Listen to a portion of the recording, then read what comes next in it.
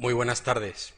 Quisiera proponerles esta tarde, en primer lugar, una incursión arriesgada desde el punto de vista de las ideas preconcebidas a lo que fue el mundo de la antigua América española después de 1824-25 y también a incursionar cuando se acerca el bicentenario de las independencias, que tendrá lugar en 2010, de 2010 en adelante, en algunos nuevos planteamientos historiográficos y algunas ideas que los jóvenes y recientes historiadores, politólogos y sociólogos nos van ofreciendo a la hora de concebir el programa, entre comillas, de la celebración, conmemoración bicentenaria. En una de sus muy incendiarias cartas de un americano a un español de 1811, el llamado fraile pelirrojo, el mexicano fray Servando Teresa de Mier, señaló, y cito literalmente: «Siendo iguales en derechos a los españoles, intentamos establecer juntas y congresos desde el momento en que los reyes de España e Indias cedieron ante Napoleón. Vosotros, españoles peninsulares, habéis despojado de la soberanía a vuestro rey, y así se ha roto el lazo que unía a las Américas y constituido a éstas en pueblo soberano».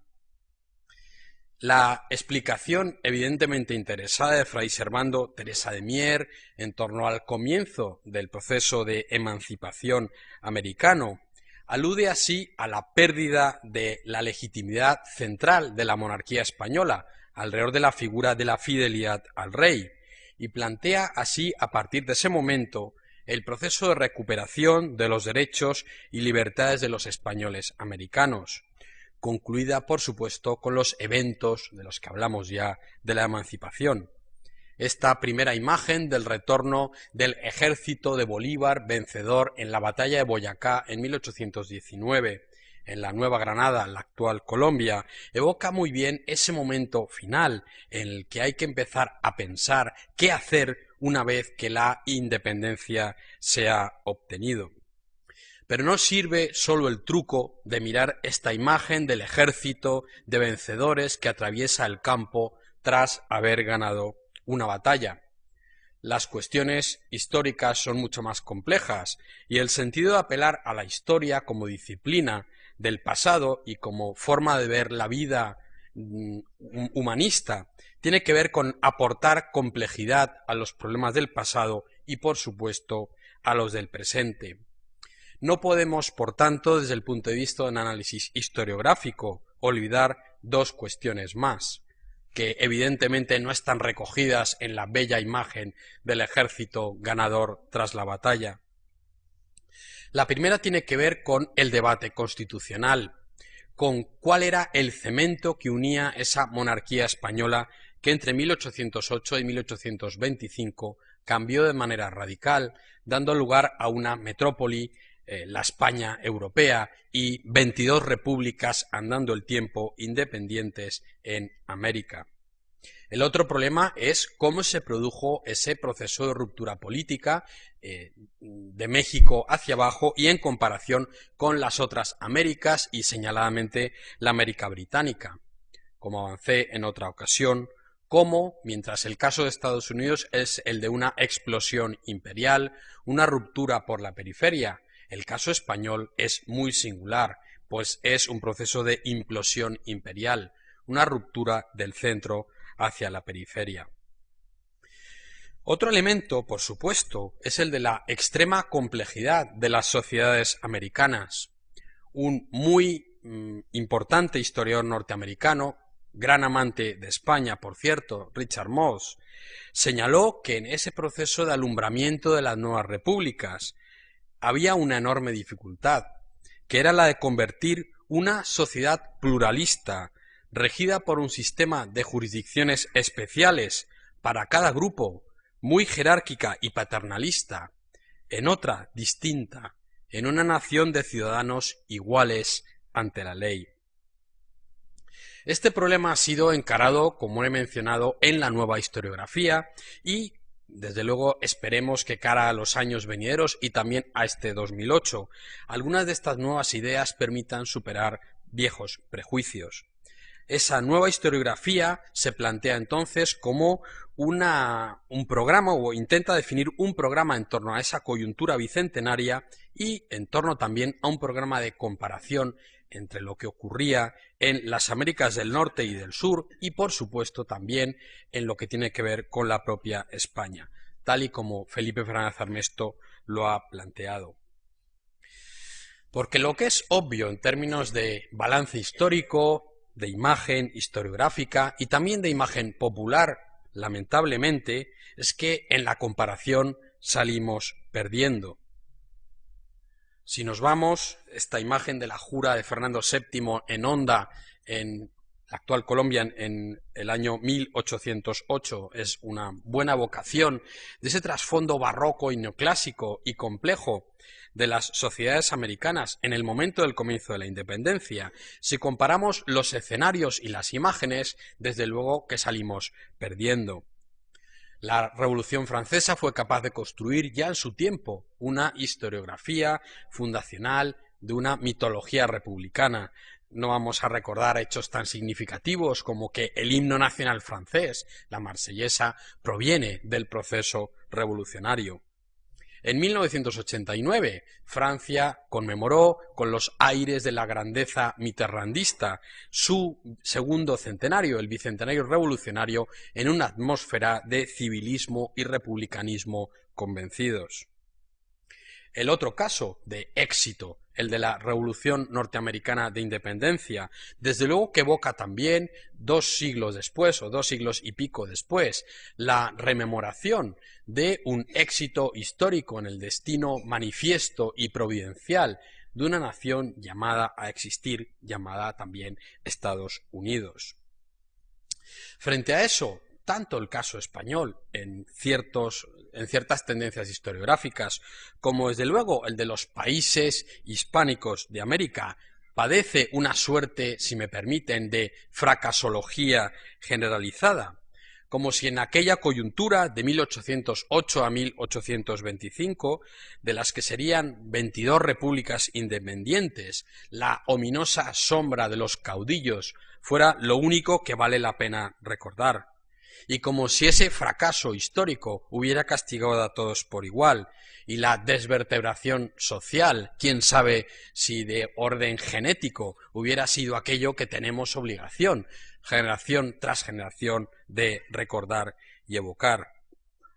Podemos preguntarnos, sin embargo, para eso nos interesa la historia, si en verdad las cosas fueron así, y si fueron así, ¿por qué y por qué no de otro modo? O por qué, recordando las magníficas palabras de mi queridísimo maestro John Eliot, la historia tiene la obligación de iluminar opciones de libertad y ayudarnos a pensar el pasado para pensar el presente y el futuro de una manera distinta. Podemos plantearnos, en fin, si la historia de fracaso que nos venden de manera permanente desde los laboratorios de la ficción y ciertos laboratorios políticos también, tiene que ver con una obsesión ensimismada de exotismo, si lo que algún analista de la realidad iberoamericana llama la pornomiseria, el rasgo de mostrar solo aquello horrible, fétido o lamentable, tenemos que vivir siempre con ello, o si lo que una gran analista venezolana llama el pobrecitismo iberoamericano es también un pecado original del cual no nos vamos a poder librar jamás. En ese sentido, la evocación de esta imagen de la paraguaya derrotada y superviviente tras la guerra de la Triple Alianza resume muy bien cómo el historicismo puede constituirse sobre el presente en una manera de inmovilización, una suerte de evocación permanente de una memoria que bloquea las capacidades de decisión y las capacidades de actuación. Es sabido, obviamente, que Paraguay, tras la guerra de la Triple Alianza, prácticamente perdió casi por completo su población masculina. En ese sentido, este cuadro evoca de manera perfecta la terrible tragedia que supuso aquel conflicto. pero seguramente también hay otras cosas que ver en ese cuadro, aparte de esa imagen, no menos la supervivencia decidida de una paraguaya que tiene obligación de vivir un día después de ese cuadro congelado en el tiempo. Y es que, como ha señalado el gran historiador mexicano José Antonio Aguilar, hay un momento constitucional atlántico a finales del siglo XVIII y comienzos del siglo XIX, y aunque sus pioneros y protagonistas más notables fueron, y la imagen cultural es esa también, los angloamericanos y los franceses, ninguna región, aparte de la América española, provee más casos experimentales. Por su magnitud y alcance, señala Aguilar, el experimento hispanoamericano constitucional durante las primeras 3 décadas del siglo XIX no tiene precedentes en la historia. Nunca antes se había intentado establecer el gobierno constitucional en tantos lugares de manera simultánea. Esta imagen de la Plaza Mayor, de la actual Plaza Bolívar de Bogotá, quizá algunos de ustedes la reconozcan, nos evoca desde luego ese momento de nacimiento de una mitología republicana y también de una nación independiente. Además, ese nacimiento de un gobierno constitucional debe efectuarse, y eso es lo que nos importa, bajo principios de legitimidad radicalmente distintos a los anteriores de la monarquía española del antiguo régimen, por bien que esos principios hubieran funcionado y hubieran dado lugar a una pax hispánica, también reconocible en la historiografía. El problema, desde luego, tiene que ver también, y es un hecho que nos llamará a reflexión en los años venideros, sobre la falta de modelos teóricos que se pudieran evocar. Nadie espera en 1808-10 que se produzca esa implosión imperial, esa ruptura desde el centro hacia la periferia. Y aunque haya dificultad en aceptar este hecho, hasta 1810 lo llamativo es la básica lealtad de los españoles americanos al edificio atlántico de la monarquía española.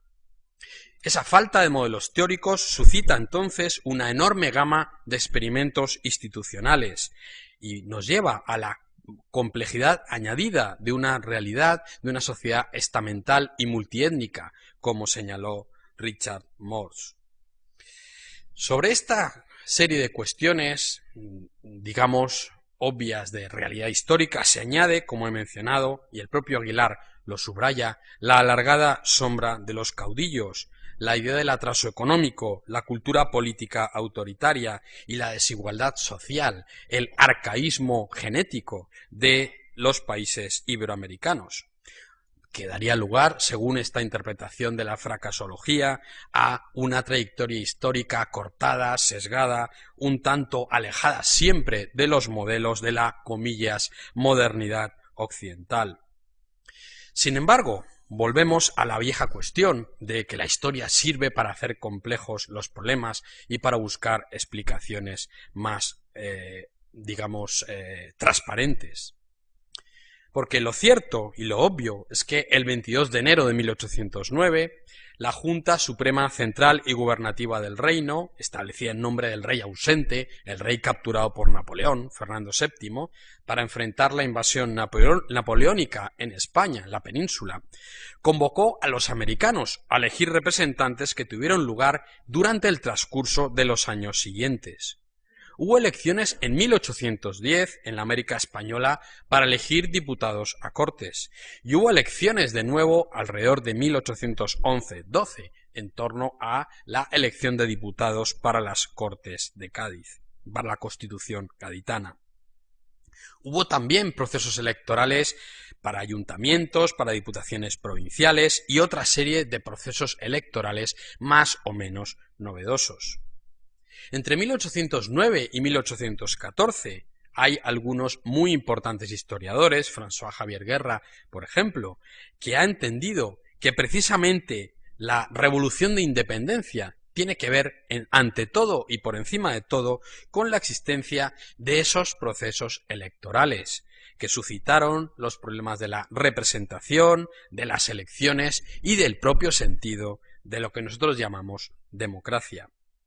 Hay una idea de contar con el beneplácito de unas formas de soberanía emergentes, debate sobre la representación y sobre la ciudadanía, en un tiempo que el propio Eduardo Posada Carbó ha calificado como de elecciones antes que de democracia, y en cualquier caso quizás también de Estado antes que de nación, de tal modo que la historia entera del siglo XIX iberoamericano será la historia de cómo esas elecciones alumbran procesos democráticos, por fin, y cómo aquellas élites políticas que se ven obligadas por la implosión imperial a diseñar estados y a organizarlos y a gobernarlos, van alumbrando también en el propio debate de quién es ciudadano y quién no, qué es verdaderamente al final una nación. Por supuesto, como he señalado, el debate fue permanente, es un tiempo de bullir político absoluto. En su memoria sobre los principios políticos que siguió en la administración del Perú en 1821-22, Bernardo Monteagudo, por poner un ejemplo, se quejaba de quienes habían embriagado a los pueblos con la esperanza de una absoluta democracia. Podría haber sido una autocrítica, porque él había sido inicialmente partidario de ese, vamos a decir, jacobinismo que buscaba una democracia. Él señala haber abrazado antes con fanatismo el sistema democrático. En 1823, tras pasar por el Perú, Bernardo Monteagudo rememora un balance negativo. El furor democrático, señala, ha sido funesto para los pueblos de América. El Perú carecía de condiciones para ser gobernado por principios democráticos. Por eso, uno de los propósitos de su administración fue restringir esas ideas democráticas, lo cual quiere decir determinar de una manera más restringida cuál es el cuerpo de los ciudadanos y quiénes toman parte en las elecciones. Monteagudo no fue en absoluto el único en volverse en contra de la democracia. La tendencia dominante fue la de mantener cierta sospecha frente a ella, sobre todo porque la idea de democracia en este periodo evoca las terribles experiencias de la Revolución Francesa y la era del terror. Esta actitud no era exclusivamente ni española ni iberoamericana. En los Estados Unidos, en 1804, el líder federalista George Cabot definía a la democracia como el gobierno de los peores. La expresión había caído efectivamente en desuso y solo volvió a ganar adeptos en la era del populista sureño Andrew Jackson, a partir de la década de 1820. Hay muchas definiciones ambivalentes alrededor de lo que es ser demócrata, pero en ciertos círculos señalar a alguien como demócrata es directamente insultarle. Es en la segunda década del siglo XIX en Francia, como ha mostrado Pierre Rosanvallon, cuando la propia idea de la democracia empieza a ser evocada de una manera distinta. Y ya tiene que ver con otra serie de cuestiones, con una ampliación del cuerpo político y de la participación electoral. Aunque hay que decir que la palabra demócrata solo gana esa aureola absolutamente positiva a partir de las revoluciones de 1830 y sobre todo de 1848. Sea como fuere, lo que nosotros llamamos luego, y desde el 48 se puede llamar así, las ideas de democracia, fueron manejadas y estuvieron presentes todo el tiempo durante el siglo XIX hispanoamericano. Nada menos que el argentino Domingo Faustino Sarmiento evoca la Revolución de Mayo de 1810 en Buenos Aires y señala que por su culpa el dogma de la democracia ha penetrado hasta las capas inferiores de la sociedad. De nuevo, esa idea peyorativa alrededor de la cuestión de lo democrático.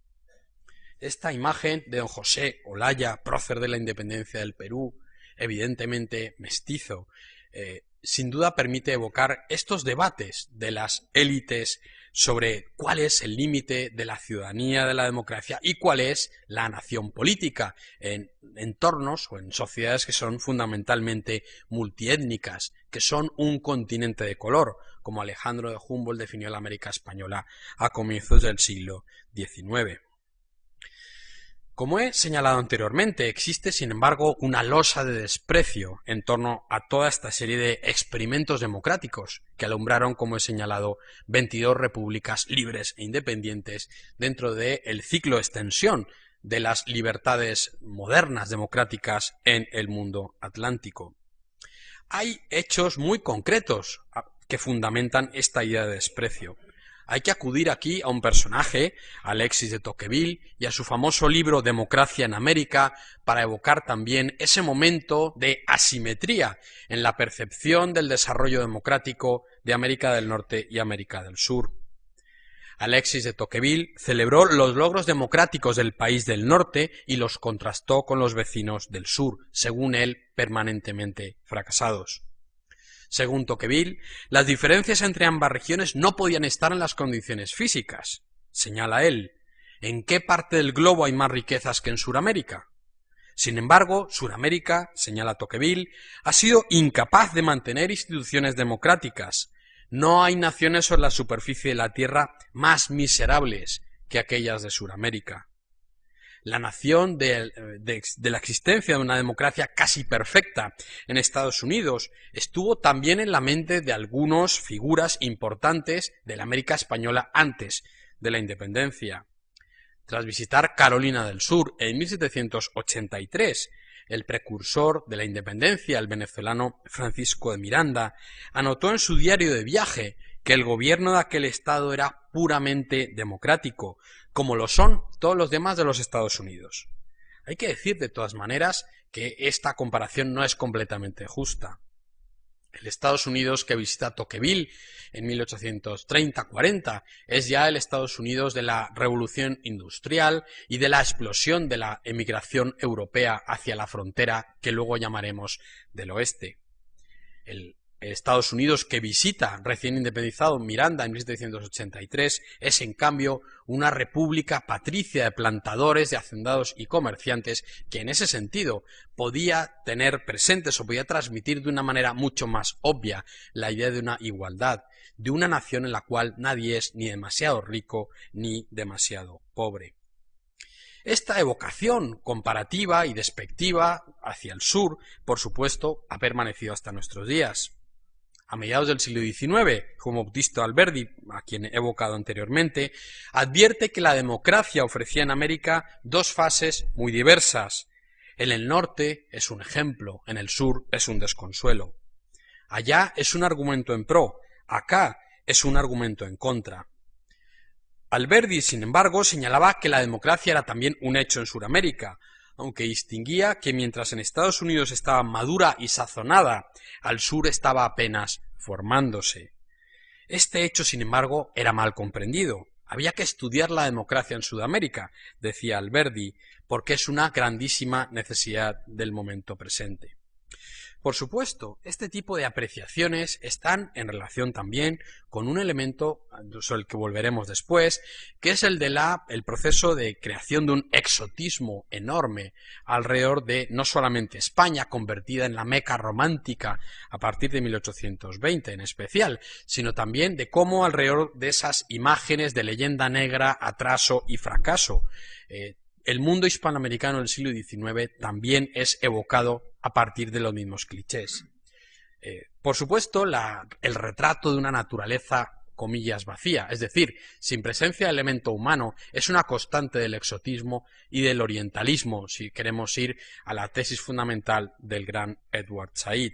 Pero estas palmeras del sur de América, del gran Johann Rugendas, seguramente permiten evocar cómo esta tendencia a la creación de imágenes exóticas, impolíticas y arcaizantes está ya muy sólidamente enraizada en el mundo occidental en torno a 1850.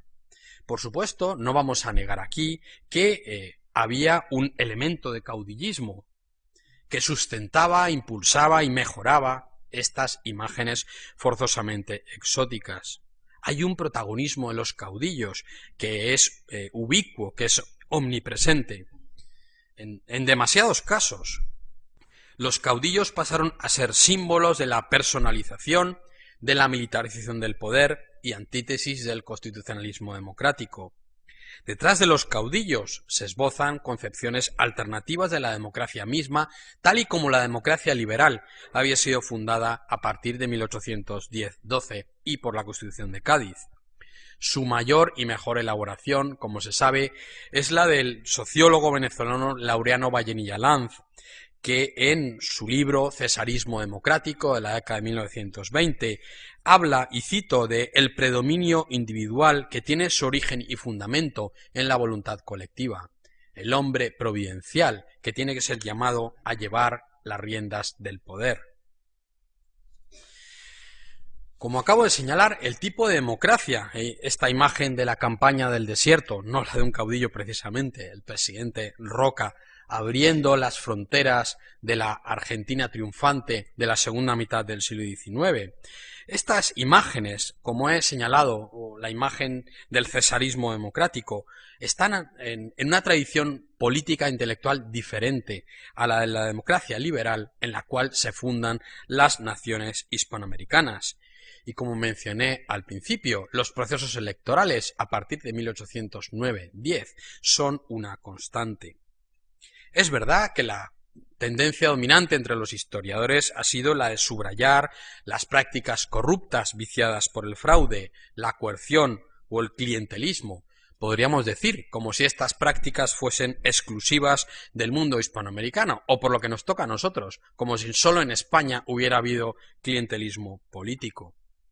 Los aportes historiográficos recientes han comenzado a modificar estas percepciones simplistas, parroquiales y anacrónicas, aunque hay una lenta entrada de este revisionismo y una cierta resistencia a aceptar los hechos que las nuevas investigaciones y fuentes nos han mostrado.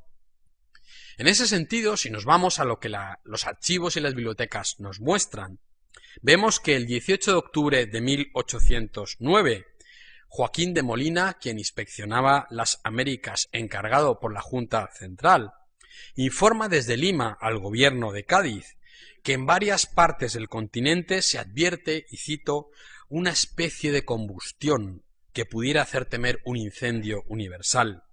La chispa, desde luego, hay que evocar también aquí, no viene de los problemas desatados por lo que ocurría en América, sino por la implosión imperial, por el vacío de autoridad en la metrópoli y las noticias sobre la invasión napoleónica de España y sus efectos. En cualquier caso, el decreto de elecciones en las Américas para representantes en la Junta Central aviva desde luego esa hoguera de la inestabilidad política tal y como Molina la ha expresado, esa especie de combustión. Ha recordado recientemente el historiador Roberto Breña que la trascendencia de este decreto de elecciones para representantes en la Junta Central de 1809 fue enorme. Reconoció, por ejemplo, que los dominios de España en las Indias no eran propiamente colonias, sino una parte esencial e integrante de la monarquía española.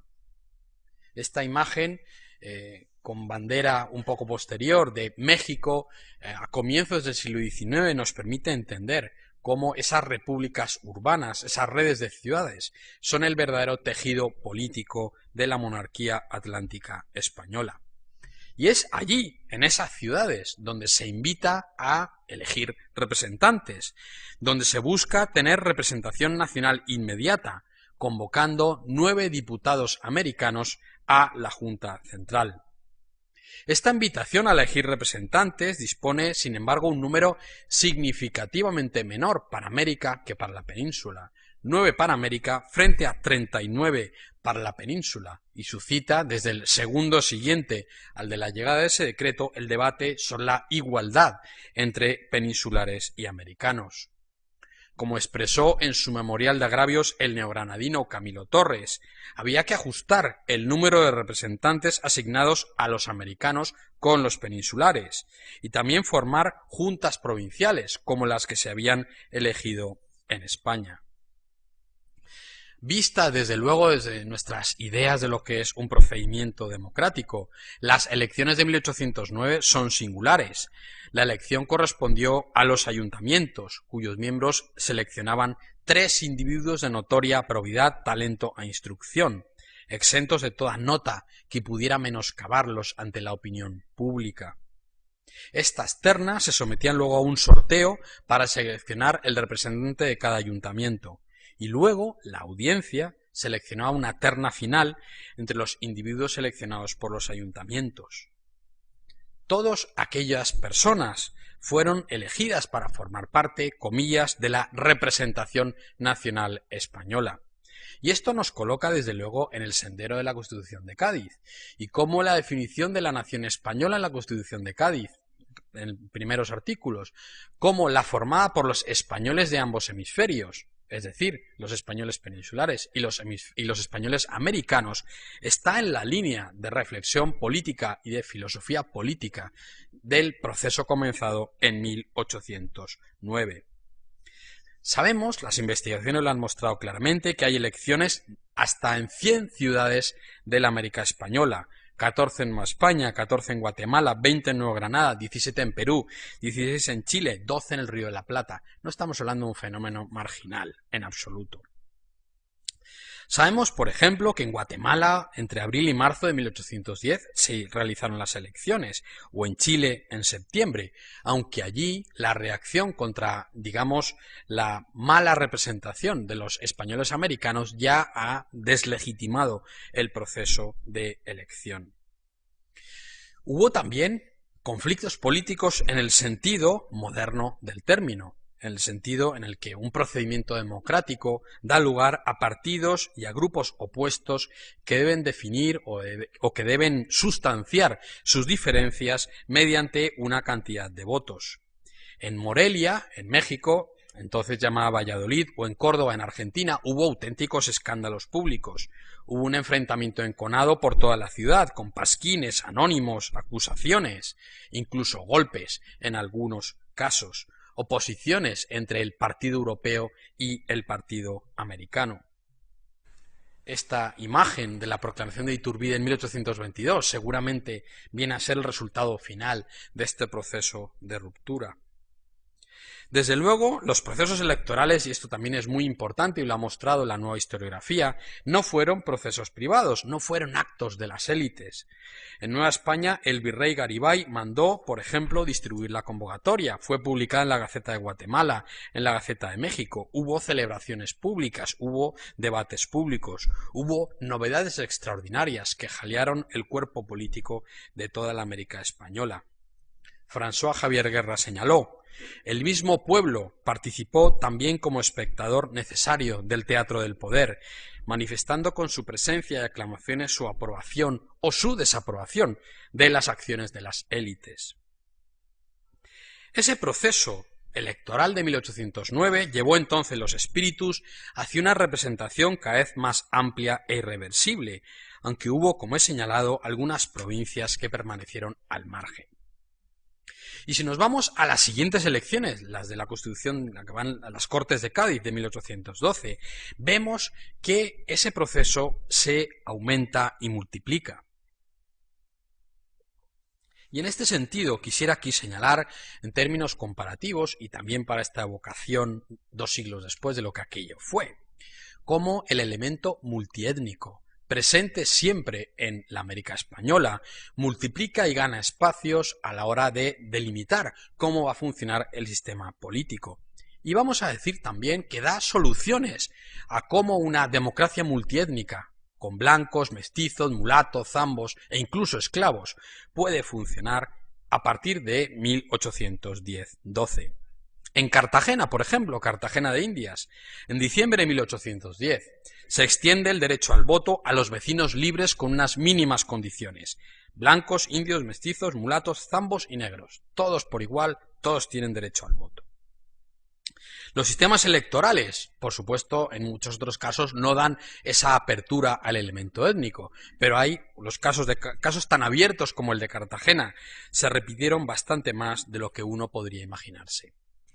La proclamación de la Constitución de Cádiz de 1812, la amplia publicidad que recibe, por supuesto, supone, de algún modo, la existencia de esa filiación pública y política de unos procedimientos democráticos que sustentan, a partir de la independencia, de manera muy marcada, la vida republicana. Vamos a evocar apenas aquí cómo en el verdadero peruano, cuando se proclama la Constitución de Cádiz, se señala lo siguiente, y cito: el 21 de septiembre yo reposaba en un profundo y tranquilo sueño. Pero entonces, en los primeros albores de la mañana, me dice una voz dulce y sonora: levántate, mortal, y contempla la naturaleza rodeada de laureles y victoria, que ha llegado la Constitución política. La idea de que la Constitución política en el sentido como nosotros lo entendemos, forma parte de una nueva organización de la comunidad política, de la res pública, está entonces perfectamente definida a partir de 1810-1812. Y llama a la existencia civil y política a individuos que antes, cito, no tenían el título de español.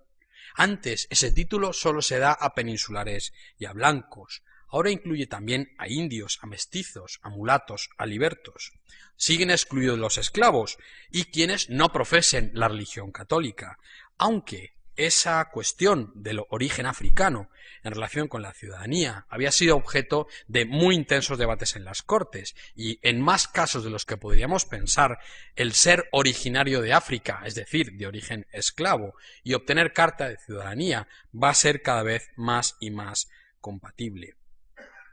Solo quedan de esa experiencia democrática en adelante algunos requisitos absolutamente compatibles con todo lo que ocurre en el siglo XIX en el resto del mundo: ser varón, estar avecindado en cualquier pueblo de los dominios españoles y tener más de 25 años, aunque por supuesto hay una cantidad de enormes excepciones. En 1812, en la Ciudad de México, por ejemplo, votan indiscriminadamente españoles, indios, mulatos, libertos, esclavos, artesanos, sirvientes domésticos, toda clase de gente, se señala. En Guayaquil, los originarios del África votan, y algunos de ellos son elegidos durante el periodo gaditano. En el sur del Ecuador, en Cuenca y Loja, votan los indios, que constituyen la mayoría de la población. Son elegidos y participan en el proceso electoral vigilándolo como escrutadores, según se dice en la documentación de la época. Hay autoridades como las guatemaltecas que favorecen la participación de las castas y la inclusión en la vida política de esos grupos. Hay, por supuesto, fenómenos ciertamente, podríamos decir, casi extravagantes, como los de ya pasada la independencia, el caso del Cantón de Vélez en Santander, en la actual Colombia, en 1853, donde, asómbrense ustedes, las mujeres tuvieron derecho al voto. Durante 5 años, las mujeres del Cantón de Vélez en 1853 pudieron votar. Eso dio lugar a un enorme debate, el voto a las mujeres luego se quitó, pero constituye un muy interesante punto en torno a la ampliación de la comunidad política, incluso en este caso. Toda esta serie de cuestiones que les he venido comentando, y aquí tenemos una imagen de comienzos del siglo XIX, de ese mundo de continentes de color y ese mundo de la América del siglo XIX que se ha preservado dentro de una idea de democracia y de republicanismo ampliado.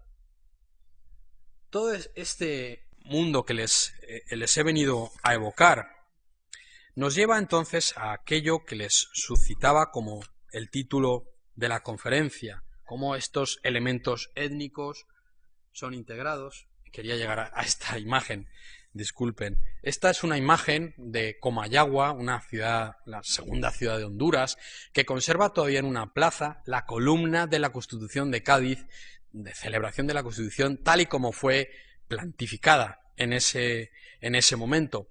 Lo que pueden ustedes ver en la parte central, un medallón arrancado, precisamente está evocando la vigencia de la Constitución política de los españoles de ambos hemisferios. Pero volvamos a la cuestión que les acabo de suscitar alrededor de esta imagen y el título de esta conferencia: la cuestión fundamental de cómo ese orden republicano y democrático ¿fue preservado o no fue preservado? ¿Y de qué manera el caudillismo supuso ese pecado original que tanta historiografía ha ponderado? Y en ese sentido, volvemos a lo que estas investigaciones nos han venido mostrando con reiteración: cómo, a pesar de las prácticas caudillistas y de la potencia del caudillismo en algunos países, los caudillos tuvieron que arreglárselas para ser elegidos. en unos casos o no en otros. Evidentemente, el paso por procesos electorales no está verificando la existencia, comillas, de una democracia limpia, pero sí está señalándonos que dentro de la estructura de la comunidad política, el proceso electoral y la idea de elecciones está tan absolutamente asumida que ni siquiera el poder absoluto puede permitirse vivir al margen de ese proceso electoral. Hay entonces una idea de la ley y del formalismo democrático que, nos atreveríamos a decir, en el largo plazo es uno de los procedimientos fundamentales por los cuales el caudillismo va a erosionarse y finalmente va a acabar desapareciendo en el siglo XIX de la historia hispanoamericana. El caso más obvio de este principio, esta cuestión que les acabo de señalar, es obviamente el de la Revolución Mexicana. Después de 30 y tantos años en el poder por sí mismo o por personajes interpuestos, don Porfirio Díaz es derribado en 1910 de su poder omnímodo bajo el lema sufragio efectivo, no reelección. Es también obvio que, luego de 1830, la extensión de elecciones, del principio de legalidad, da lugar a situaciones tan extraordinarias como la que acabo de señalarles, del voto femenino en el cantón de Vélez. Esta imagen de las acuarelas de Marc de una vendedora de maní nos permite quizá imaginar que esta vendedora de maní, en efecto, pudo votar en ese momento, en aquel lugar. No está mal recordar también que, aunque en 1857 la vendedora de maní de Vélez, si tal fuera, pudo verse privada del derecho al voto, apenas 2-3 años después se declara en Estados Unidos nada menos que la Guerra de Secesión, para resolver el problema flagrante de la esclavitud, que para entonces ya había sido abolida en buena parte de los países hispanoamericanos y que había sido asimilada dentro de un debate de 1820 en adelante de inclusión de lo que nosotros llamamos el elemento de la etnicidad dentro del cuerpo político. En ese sentido, las comparaciones hay que hacerlas en un juego en el cual veamos aquello que es distinto, aquello que es una ventaja y también aquello que es una desventaja. La comparación debe iluminar, no solamente debe servir para verificar principios preexistentes. Y eso me permite pasar al punto siguiente, al de cómo algunos casos en absoluto fueron o se pueden etiquetar como casos de caudillismo o de fracaso en la Hispanoamérica del siglo XIX. Vamos a ver muy rápidamente algunos, lo que llaman los politólogos, estudios de caso. El caso de Chile, por ejemplo, seguramente es uno de los más originales y de los que pocas veces se acude a ellos cuando se extienden esas grandes generalizaciones sobre el mundo iberoamericano, antes como hoy. El caso de Chile es un caso de optimismo fundacional y de orden. Este ferrocarril dedicado a la puesta en marcha de la explotación de los recursos fundamentales, el cobre, la plata, el guano, ustedes conocen muy bien. Desde luego resume bien esa locomotora hacia el futuro que era el Chile del siglo XIX, el país que fue considerado por allá por 1850-60 de manera universal la Suiza de América. Los fundamentos, nos cuentan los historiadores del Chile del siglo XIX, después de la independencia, son los de el respeto absoluto a la autoridad, la protección de la actividad económica, la evocación, en fin, de una sociedad organizada que integra gentes y territorios y que proyecta la fuerza de la ley hasta los más remotos rincones del país. Hay, por supuesto, hombres que cambian cosas, influjo de las personas en la historia. La figura que explica en buena parte este ordenado y disciplinado desarrollo del Chile post-independentista es el del comerciante Diego Portales, un hombre culto y enriquecido gracias a sus negocios relacionados con el comercio en general y con los estancos estatales, que conocía muy bien los, digamos, elementos políticos de la vida política chilena y en especial de los conservadores, que valora y sabe moverse dentro de las relaciones jerarquizadas. Quizá aquí hay que valorar un elemento en el caso de Portales, como la relación con las estructuras del Chile preindependentista, que son gradualistas. Portales respeta la figura de los intendentes, no llega diciendo aquí vamos a hacerlo todo de nuevas, vamos a hacer una constitución distinta, el orden provincial va a ser diferente, las regiones van a ser distintas. No hay una evocación de la revolución como fundación desde cero, en el sentido de la Revolución Francesa. Hay una idea mucho más, seguramente británica, de entender el poder, mucho más gradualista. Eso permite, obviamente, que la maquinaria del Estado funcione de una manera mucho mejor. Aunque, por supuesto, la idea de orden es una idea implantada, si es necesario, con absoluto rigor. En el campo chileno de 1830-40, en flagrante contradicción con lo que ocurría en el Río de la Plata, la imagen de los gauchos vagando por las llanuras, todos la tenemos. Existen unas comisiones ambulantes de justicia, que son cuerpos de vigilancia y juicio operativos, que directamente fusilan sumariamente a los sospechosos que atentan contra la propiedad o la integridad de las personas. Hay otro elemento en el caso de Chile interesante, y es el de la Constitución. La Constitución chilena de 1833 dura hasta 1925, sin alteraciones sustanciales, lo cual muestra, a fin de cuentas, la adaptación dentro del gradualismo social y político a las necesidades de desarrollo de la nación chilena. Vamos a ir ahora a otro caso, el de su vecino Perú. Perú representa, de algún modo, frente a ese Chile de optimismo fundacional y orden, el modelo de la búsqueda de la viabilidad, en una sociedad muy distinta. En 1825, del 1,5 millones de habitantes de Perú, 2/3 son indios serranos. Hay un intento inicial de organización alrededor de estas imágenes que nos evocan Bolívar en el centro, una mezcla de elementos quizá barrocos, otros que podríamos llamar indígenas, y del nuevo republicanismo, por supuesto con elementos también masónicos, pero ese juego de próceres de la patria que no se ponen de acuerdo, de padres fundadores que no saben retirarse, en comparación, por ejemplo, con Washington, creo que es muy, muy importante. En cualquier caso, el modelo sobre el cual Perú se pone en marcha, después de esta primera media docena de presidentes en apenas muy poco tiempo, tiene que ver con la construcción de un Estado patrimonial, un caos político del cual resulta al fin triunfante una figura prototípica del caudillo del siglo XIX. La imagen superior a la derecha evoca a Castilla, al presidente Castilla.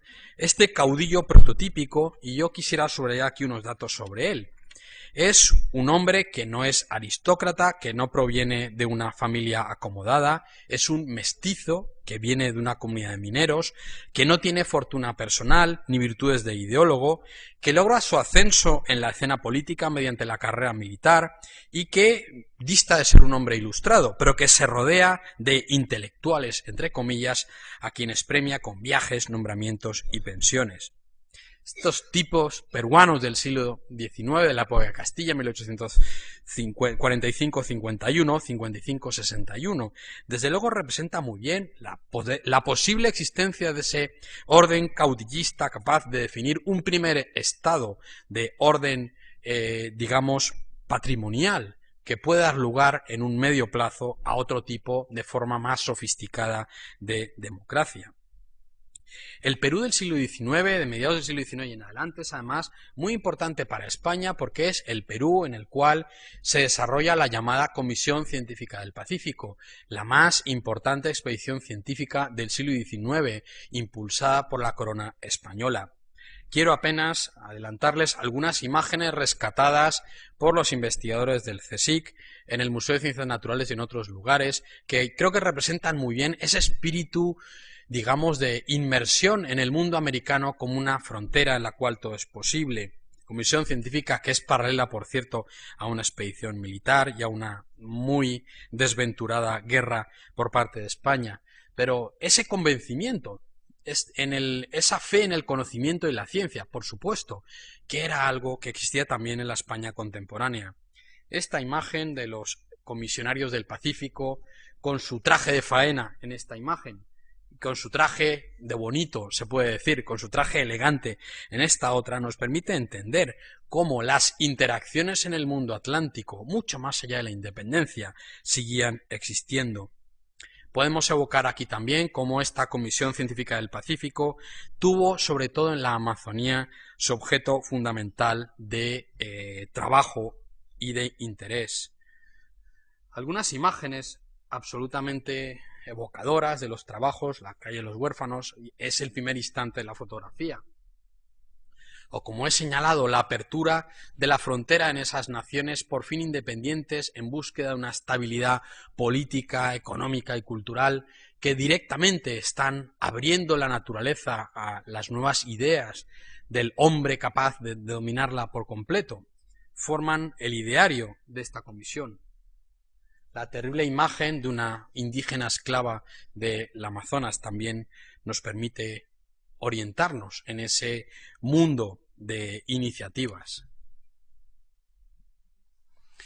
Otro caso absolutamente fundamental, desde luego, es el de México.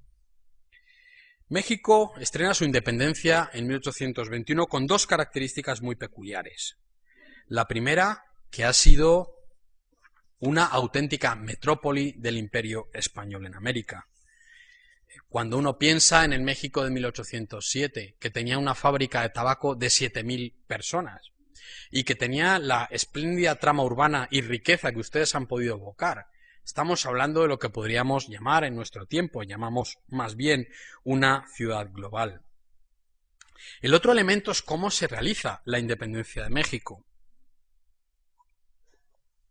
La independencia de México se evoca o se manifiesta como un híbrido que nace de circunstancias muy diversas, en muchos intereses y fragmentada en muchas lealtades. Esto nos lleva a un problema muy importante, y es como la fragmentación de las élites, el grado de fragmentación de las élites, conforma un horizonte muy importante para entender cómo los procesos de reconstrucción tras la guerra y de definición de estructuras de Estado y de nación son más fáciles o son más difíciles.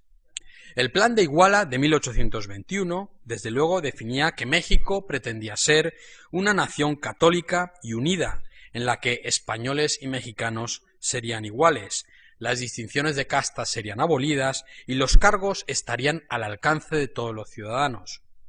Todos los habitantes de Nueva España, sin distinción alguna de europeos, africanos ni indios, son ciudadanos de esta monarquía con opción a todo empleo según su mérito y virtudes. Por supuesto, hay un enorme debate sobre la forma política en la que ese México, que se ha independizado de la España del trienio liberal, se debe organizar. Iturbide, el propio Agustín de Iturbide, piensa en algún momento en la posibilidad de traer un príncipe de la familia Borbón española para presidir esa monarquía muy rápidamente trocada en imperio. Iturbide preside a partir de 1821-22 una coalición de monárquicos, moderados y republicanos, que están absolutamente fragmentados en todo aquello que no sea lo único que les une, la idea de la independencia de España. Por eso la oposición de federalistas, liberales y provincialistas que defienden un entorno político completamente distinto supone e impone el terrible desorden de las décadas posteriores a 1820 en México. Son los tiempos en los cuales, vuelvo a evocar el comienzo de estas últimas líneas en torno a México, tiene que ver con cómo ese México que era el centro del mundo en el relato de Humboldt de 1803 está ya colocándose en la periferia.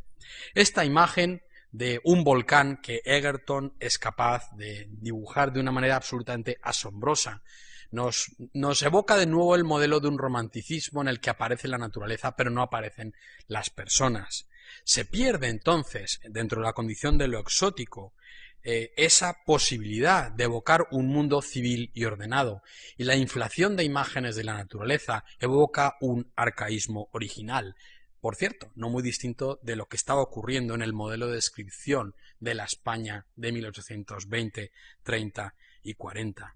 Es el tiempo de los naturalistas, de los acuarelistas, de los viajeros que llevan siempre ese programa de descripción de cuadernos y diarios de viaje, siempre con la idea de ofrecer a sus públicos consumidores una idea de ese mundo lleno de sensaciones, pasiones y, de nuevo, arcaísmos políticos.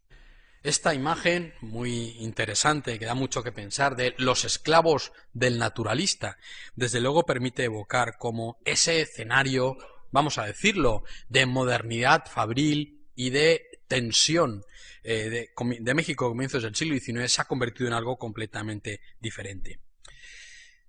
De todos modos, en el horizonte de 1850-60, una vez el liberalismo mexicano se ha sentado primero en el modelo gaditano y luego ya en un modelo atlántico homologable, fundamentalmente alrededor de ideas del liberalismo británico, se construye un México completamente distinto. Es el México que he mencionado antes del porfiriato, del avance económico. Todos tenemos la Revolución Mexicana como la imagen final de esta época de enorme crecimiento y también de estabilidad. Esta, por supuesto, imagen del ferrocarril cruzando ese paisaje que antes tenía solo palmeras o los esclavos del naturalista, habla de una autoconfianza de ese México de 1880 o 1890. Es también el mundo en el que a comienzos del siglo XIX se ha abocado ese estigma del carácter exótico y la imposibilidad de la modernidad y la democracia tal y como han sido entendidas. Y por supuesto son las imágenes que desde el siglo XIX vamos a heredar y hemos heredado en buena parte y que quisiera esta tarde poner un poco en cuestión a la hora de plantearnos cómo mirar el horizonte de Hispanoamérica tras la independencia. Por eso quiero apuntarles algunas conclusiones que son simplemente también algunas preguntas que me hago en voz alta. La primera tiene que ver con cómo hacia 1860 los horizontes de la viabilidad, de la regeneración y de la estabilidad son generales. Nos tenemos que ir entonces a ese mundo de el México del porfiriato, los científicos positivistas y el avance hacia el progreso como el que define la atmósfera de la Hispanoamérica, por ejemplo, desde luego de la del porfiriato, pero en muchos sentidos de la mayoría de las repúblicas hispanoamericanas. En ese sentido quiero apuntar también que hay un muy discutible excepcionalismo. Cuando hacemos comparaciones tenemos que hacer comparaciones justas, no podemos comparar manzanas con postes de la luz.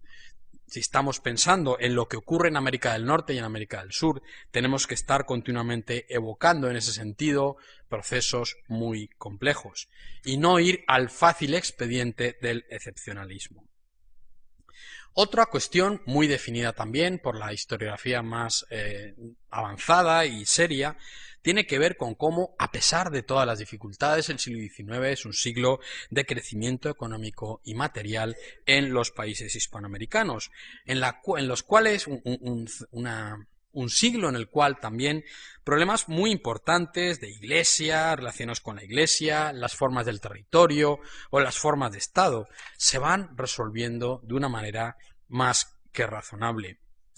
Es posible, sin embargo, que esa América nacida como extremo occidente en el siglo XVI conserve a finales del siglo, en torno al horizonte de 1900, esa idea de utopía en la que todo es posible, todo puede ocurrir, como aquella más fundamental dentro de la existencia de las ideas de democracia y de cómo se puede organizar una comunidad política. Y en ese sentido querría terminar con una imagen, con un par de minutos de una película. La película es Fitzcarraldo, la gran película de Werner Herzog de 1982. En una escena que podríamos llamar, bueno, voy a llamarla una escena más de la película, tiene que ver con cómo ese optimismo de la ciencia, ese optimismo, esa fe en el progreso, esa relación que hoy nos parece escandalosa con la naturaleza, hemos visto esas fotografías de desmontes brutales, resume seguramente bien el espíritu de esa América del siglo XIX. Vamos entonces a poner este par de minutos de Fitzcarraldo. Maldita sea. Me atacaron por la espalda. Esos bastardos. Ya le dije que no me fiaba de ninguno. Sí. No conseguirán salir vivos. Klaus Kinski Solo es quedamos tres, usted, yo alemán y John. emprendedor, ¿Quién es ese? un que se introducen para desarrollar el caucho, la economía cauchera en Perú.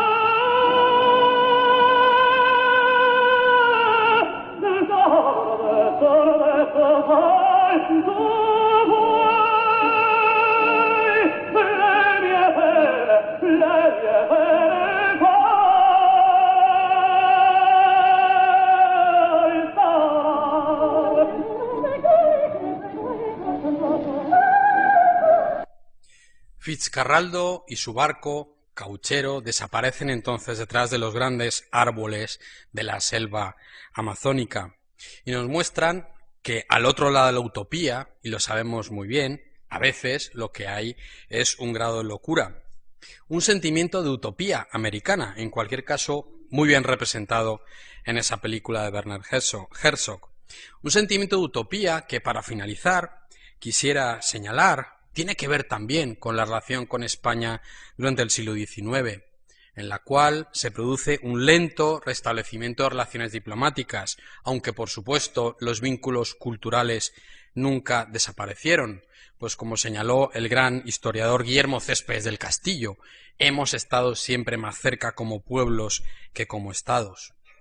Y no está mal, en ese sentido, para finalizar, recordar también que entre 1880 y 1920 cruzaron el Atlántico para hacer las Américas unos 2 millones de españoles, que se fueron allí a vivir su propia utopía, como Fitzcarraldo, en busca de un futuro mejor.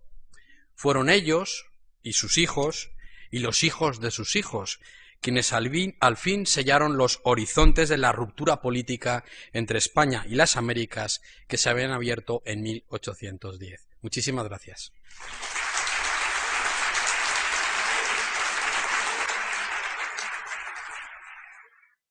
...22 repúblicas independientes, la ominosa sombra de los caudillos, fuera lo único que vale la pena recordar.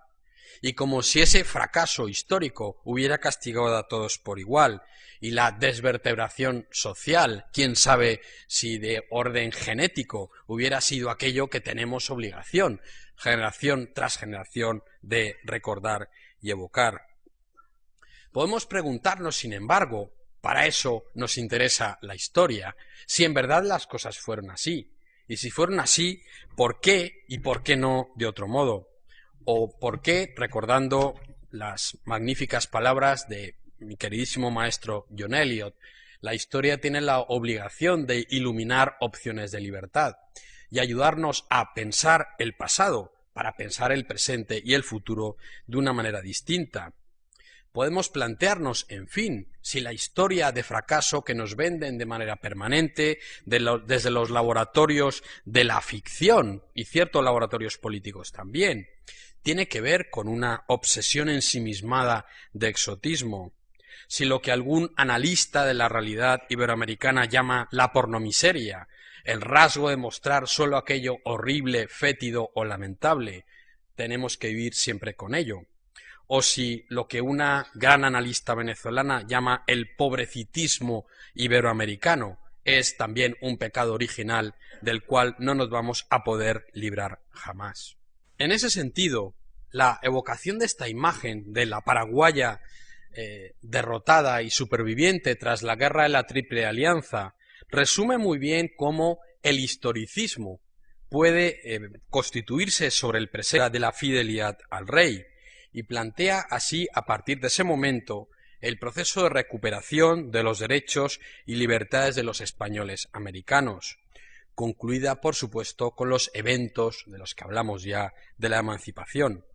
Esta primera imagen del retorno del ejército de Bolívar vencedor en la batalla de Boyacá en 1819, en la Nueva Granada, la actual Colombia, evoca muy bien ese momento final en el que hay que empezar a pensar qué hacer una vez que la independencia se ha obtenido. Pero no sirve solo el truco de mirar esta imagen del ejército de vencedores que atraviesa el campo tras haber ganado una batalla. Las cuestiones históricas son mucho más complejas y el sentido de apelar a la historia como disciplina del pasado y como forma de ver la vida humanista tiene que ver con aportar complejidad a los problemas del pasado y, por supuesto, a los del presente.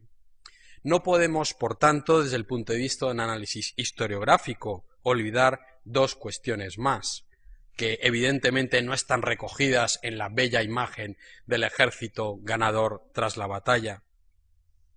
La primera tiene que ver con el debate constitucional, con cuál era el cemento que unía esa monarquía española que entre 1808 y 1825 cambió de manera radical, dando lugar a una metrópoli, la España europea, y 22 repúblicas andando el tiempo independientes en América. El otro problema es cómo se produjo ese proceso de ruptura política de México hacia abajo y en comparación con las otras Américas y señaladamente la América británica. Como avancé en otra ocasión, cómo, mientras el caso de Estados Unidos es el de una explosión imperial, una ruptura por la periferia, el caso español es muy singular, pues es un proceso de implosión imperial, una ruptura del centro hacia la periferia. Otro elemento, por supuesto, es el de la extrema complejidad de las sociedades americanas. Un muy importante historiador norteamericano, gran amante de España, por cierto, Richard Moss, señaló que en ese proceso de alumbramiento de las nuevas repúblicas había una enorme dificultad, que era la de convertir una sociedad pluralista, regida por un sistema de jurisdicciones especiales para cada grupo, muy jerárquica y paternalista, en otra distinta, en una nación de ciudadanos iguales ante la ley. Este problema ha sido encarado, como he mencionado, en la nueva historiografía y, desde luego, esperemos que cara a los años venideros y también a este 2008, algunas de estas nuevas ideas permitan superar viejos prejuicios. Esa nueva historiografía se plantea entonces como un programa, o intenta definir un programa en torno a esa coyuntura bicentenaria y en torno también a un programa de comparación entre lo que ocurría en las Américas del Norte y del Sur y, por supuesto, también en lo que tiene que ver con la propia España, tal y como Felipe Fernández Armesto lo ha planteado. Porque lo que es obvio en términos de balance histórico, de imagen historiográfica y también... Muy buenas tardes. Quisiera proponerles esta tarde, en primer lugar, una incursión arriesgada desde el punto de vista de las ideas preconcebidas a lo que fue el mundo de la antigua América española después de 1824-25 y también a incursionar cuando se acerca el bicentenario de las independencias, que tendrá lugar en 2010, de 2010 en adelante, en algunos nuevos planteamientos historiográficos y algunas ideas que los jóvenes y recientes historiadores, politólogos y sociólogos nos van ofreciendo a la hora de concebir el programa, entre comillas, de la celebración, conmemoración bicentenaria.